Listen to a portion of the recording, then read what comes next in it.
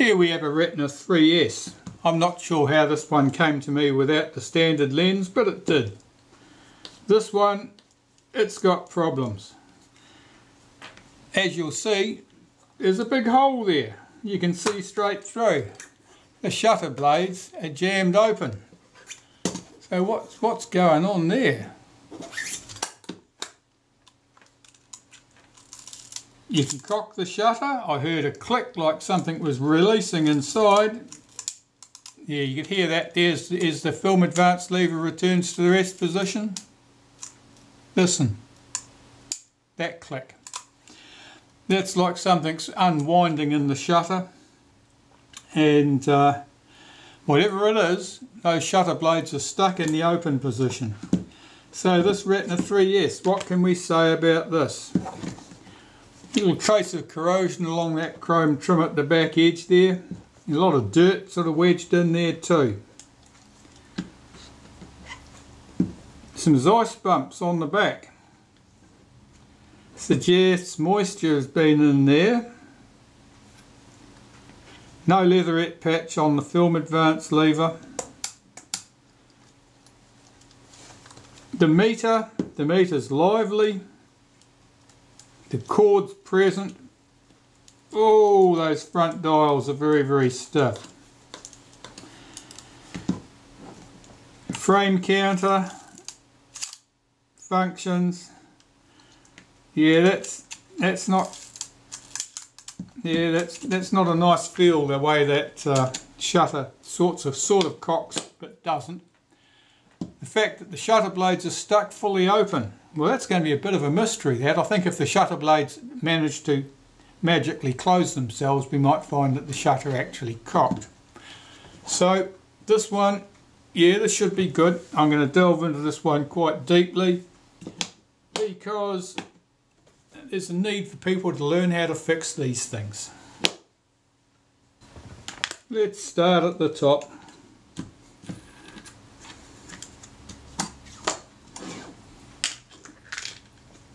Sort these pieces out with a cleaner while I'm going.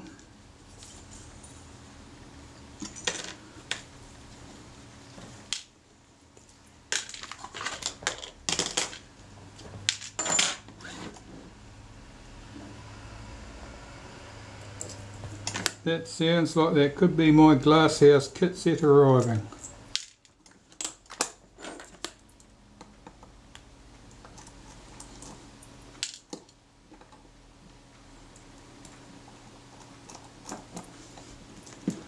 I have to go out and supervise.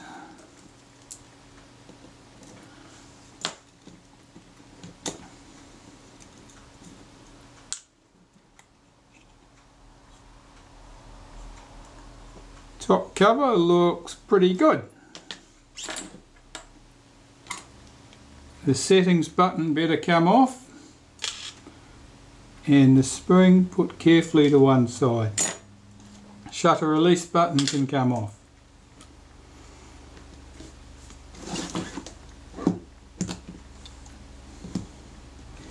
The rangefinder, I think. Oh, I better go and deal to this glasshouse kit set. Okay, well, the delivery truck's been and gone. Just about got my breath back from helping unload everything. We should be good.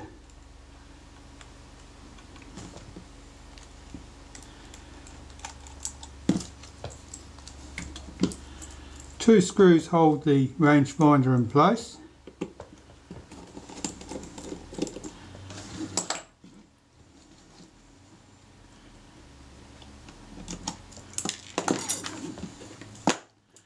Just recover those screws. Let's have a quick look at the rangefinder. It's got some of these markings on the top here. I can't tell what that means. It looks like June 23rd, 61. So at that stage the camera was not old at all.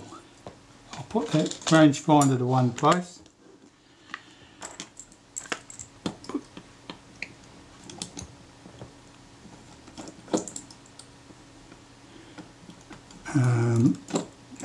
Let's have a quick look at this. That's just the strap plug. Now they are the correct screws. I thought somebody'd swapped those out, but they haven't. There's a bit of grit here, so that sort of suggests it's been to the beach at some stage in its life. And I'll just take that rewind off. Now, unlike the 3Cs in previous cameras, this is a single piece. You don't get that double stage. You can't lift the rewind knob to rewind your film. It has to be done with the knob down on the top of the camera. Okay, the meter. I might just as well unhook that now, I think, and be done with it, since we know it's coming off. So I'll just unspool this cord.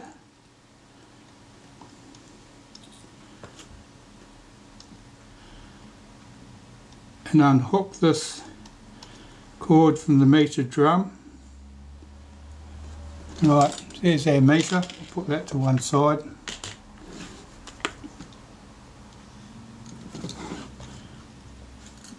The film release button can come off. The shutter release can come off. Both of those have return springs. The short one goes on the shutter release.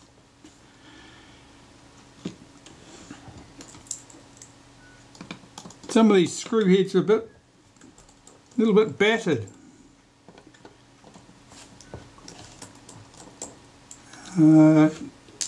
Suggests that someone had a crappy set of screwdrivers or a crappy technique. I'll just take that shim washer and put that to one side, put the strap plug aside for cleaning. That bush is important. That keeps the cocking rack in contact with the gear on the top of the film advance. Somebody's certainly been playing here, because you can see that there's some lacquer on those screws, and typically that's not disturbed when doing one of these cameras.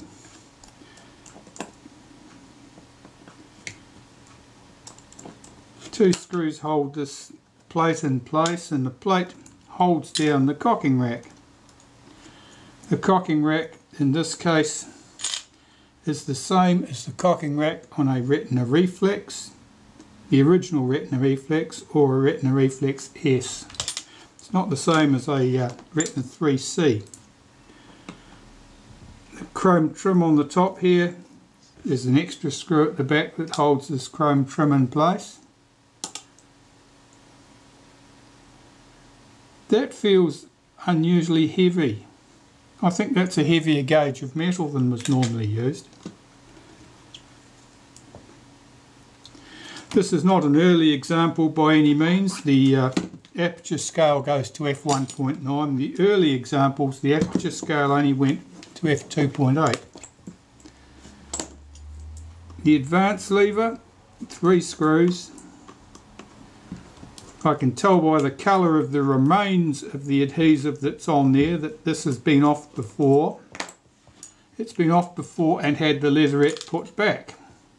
The leatherette has since parted company.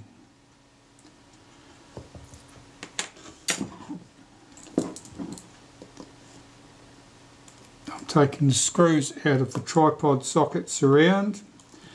This holds the back catch cover in place. The back catch release cover, I should probably say. That and its return spring I need to put to one side, and the leatherette off the base of the camera. See here, this leatherette's peeling in places. Let's see if it'll come loose nicely. It feels a bit stiff, could be a bit brittle. Yeah, it's stuck unevenly, because some of it was floating, but the rest of it stuck well. Here you can see there it's loose at the end.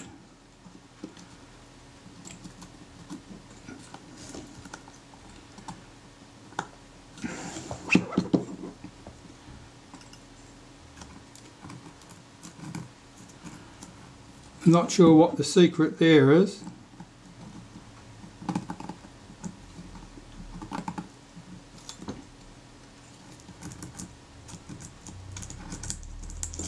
Oh, it's got some funny adhesive under there. This is very stiff. It's crunchy, that adhesive.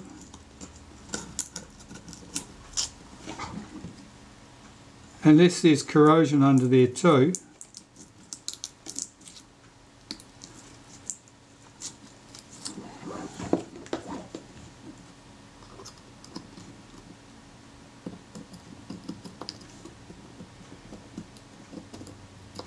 Some of this is stuck very, very well, and some of it's not stuck very well at all. It's a real mixture.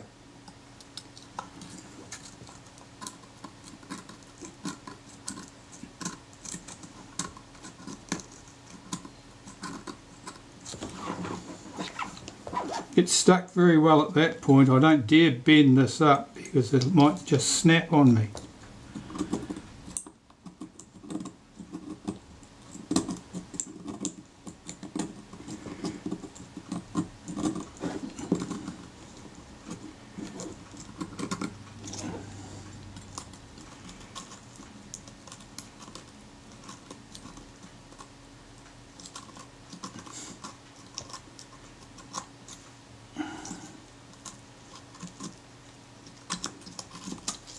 It's off. Okay. So let's see what the secret was. Well, that's adhesive. It's some funny stuff. Crusty. The camera body. Yeah, that's adhesive. It's not corrosion. There are signs of corrosion on the screw heads, but the aluminium body here doesn't really show any serious sign of corrosion, which is good.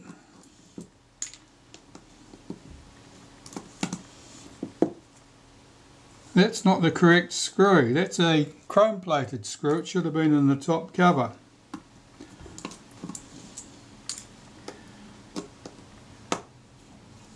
It's not a happy looking chrome plated screw, which tells me that it's probably been in the base of the camera and out again more than once.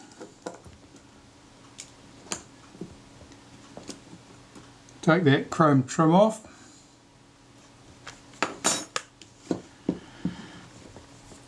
Alright, the leatherette off the front of the camera now.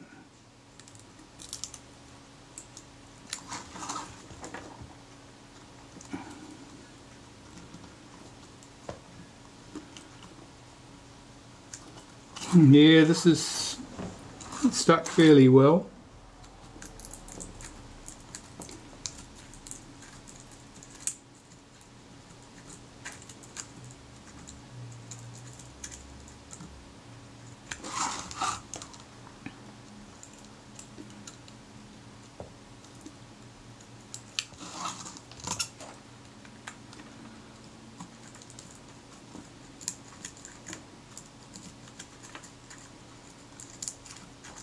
This is corrosion here, that white crusty stuff. It's most definitely corrosion.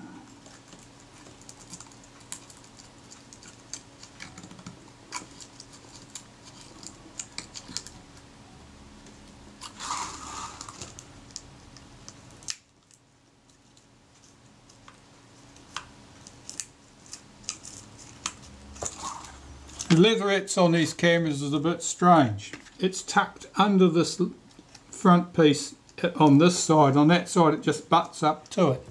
It's like somebody made a mistake with their slide rule and no one ever fixed it. Something was left a millimetre or so short.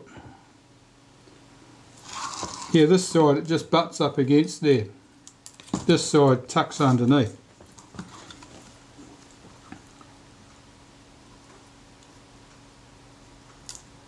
Now that just cracked there. That leatherette is, I can see by the bumps on it that it's got corrosion underneath it.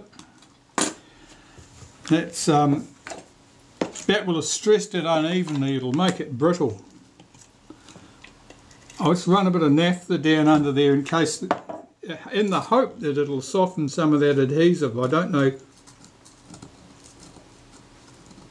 what the adhesive is that's been used, or which adhesives, because I think this has been done more than once.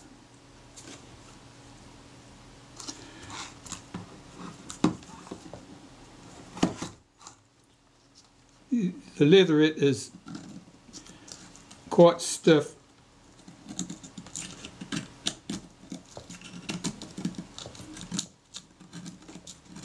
and that makes it brittle. You see, I'm curling it up with my thumb. I'm trying to keep a very gentle radius there, but I need to get under there to slide the scalpel underneath it.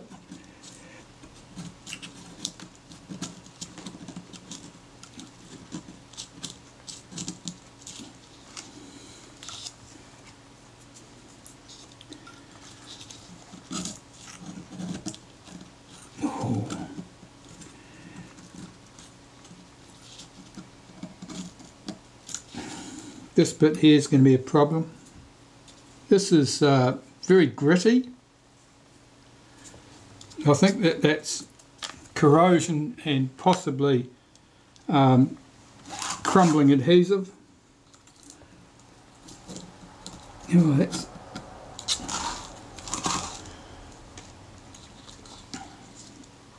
I'm really trying to get this piece to lift. It's stuck right there. I really don't want a lump of it coming away.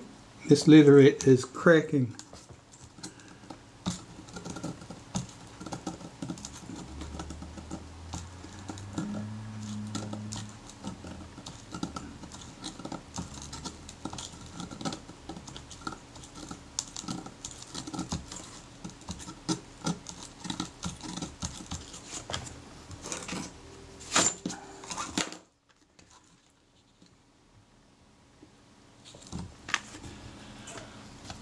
I don't know that the naphtha will make any difference to this, but I'll slide it, pour a bit under there, that'll lubricate my blade if nothing else.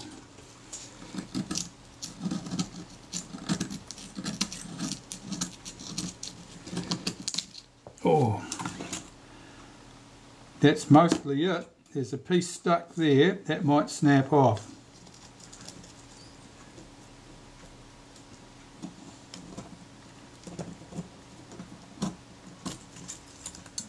Okay, I've got that off.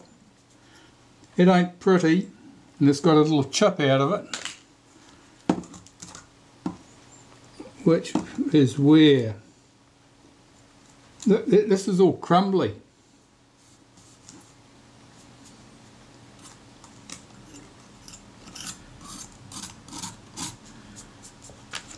That's very nasty, that stuff. I'll have to cut a little patch into that leatherette, I think. Let's have a look at this. Yeah, that scrapes off easily. It's very brittle. Now that can only be adhesive and remains of leatherette.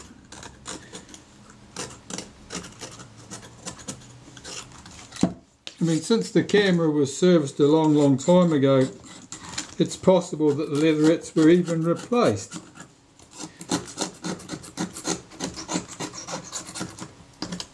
Since you didn't fight with leatherettes when I worked at Kodak, you just got them off as promptly as you could, fixed the camera, and then fitted new leatherettes on your way back out.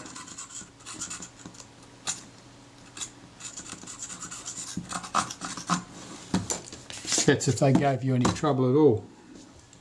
Okay.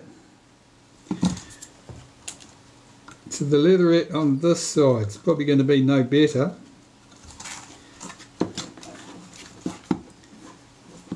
But I've just got poorer access to it.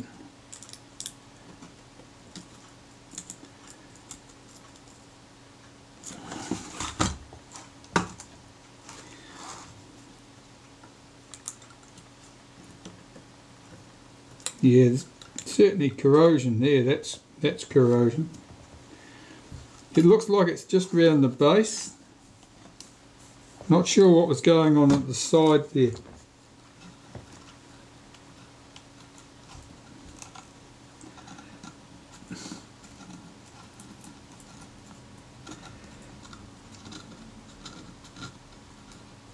I just about need a long thin chisel to get underneath this.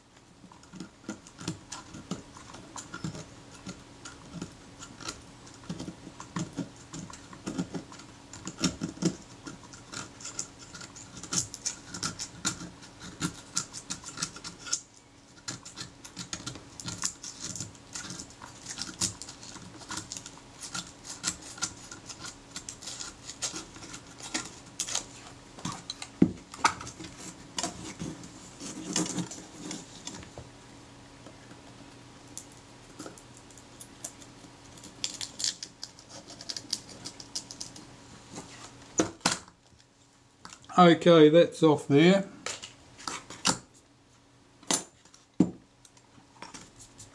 A bit messy.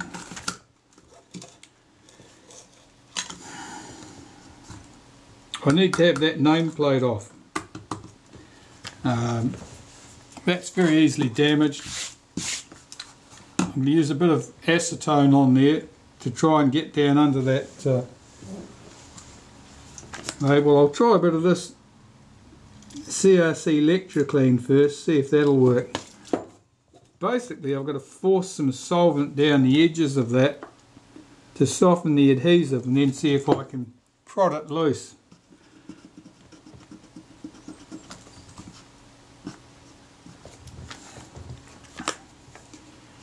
The nameplates are very easily damaged, and it's not uncommon to see damage where people have shoved the edge of a scalpel blade or a needle or something under them to lift them. Now that plate's not sitting dead flat there, which is probably to my advantage. I'll put a drop of acetone on that.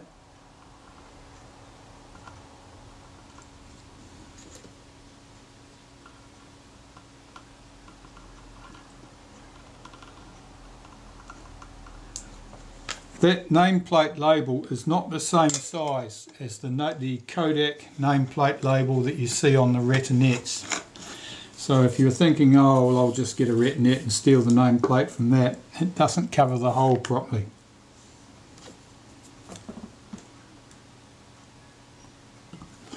Just prodding at this, see if it'll lift. It's got scratches on it there. Someone certainly's had a poke at that with a needle or something.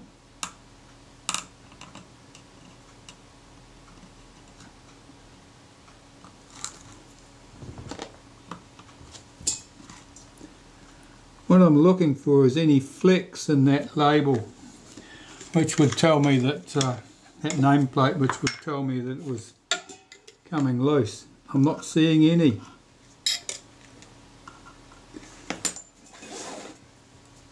We can only hope that it wasn't stuck down with epoxy.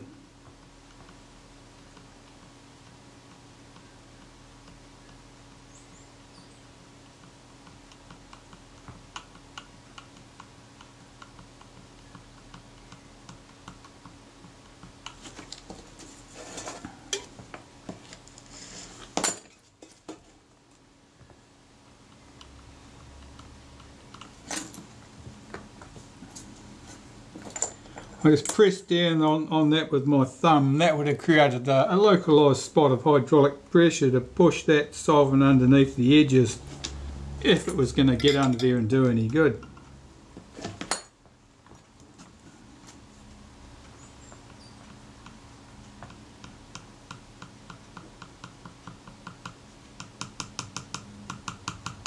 I'm not seeing any response at all there.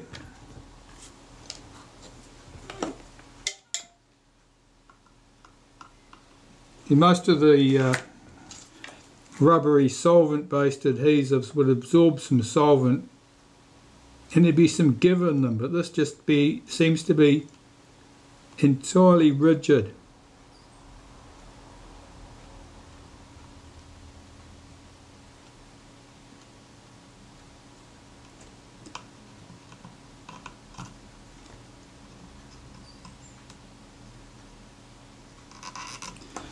See, when these cameras were comparatively new and spare parts existed by the thousands in the spare parts department of the place you worked at, none of this would have been an issue. It would have just been flicked off with the end of a scalpel and a new one would have been fitted.